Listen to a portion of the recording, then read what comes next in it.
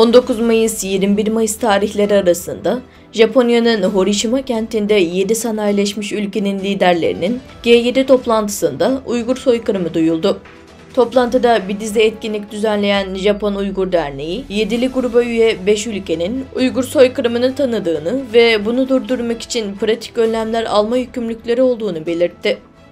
Aralarında ABD, İngiltere, Almanya, Japonya, Fransa, Kanada ve İtalya'nın da bulunduğu G7 ülkelerinin liderleri toplantı sonunda yaptıkları ortak açıklamada Uygurların insan hakları durumundan derin endişe duyduklarını vurguladı.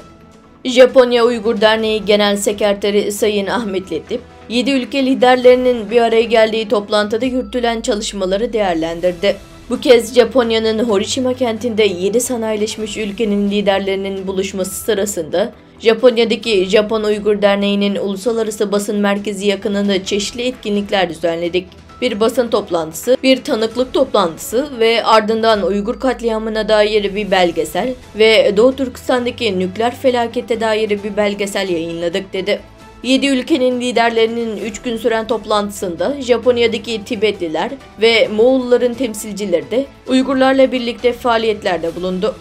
Sayın Ahmet Letip, Hiroşima'da düzenlenen etkinliklerin benzersizliğinden bahsederek, bu faaliyetlerimiz arasında Japon Uygur Derneği tarafından düzenlenen basın toplantısında derneğimizin üyelerine ek olarak Japonya'nın en büyük hukukçular derneği olan Kanto Hukukçular Derneği'nden 2 avukatın, Japonya'da 20.000'den fazla avukatımız da etkinliğimize katıldı. Uygur sorunu yasal olarak nasıl çözülebilir? Özellikle Çin'deki Uygurlara yönelik sınır ötesi baskılara karşı Japon hukuku ve uluslararası yasalara dayalı olarak ne gibi önlemler alınabilir konulu bir basın toplantısında konuştular. Bu olayların bir diğer önemli yönünde de zamanında atom bombası kurbanı olan Hiroşima'da yapılması olduğunu vurguladı. Bir diğer eşsiz etkinlik de film gösterisi etkinliğiydi.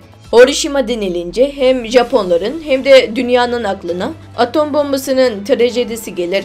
Bu toplantıya katılan 7 ülkenin liderlerinin ilk işi 1945'te yaşanan atom bombası faciasının anıtlarını gezmek oldu.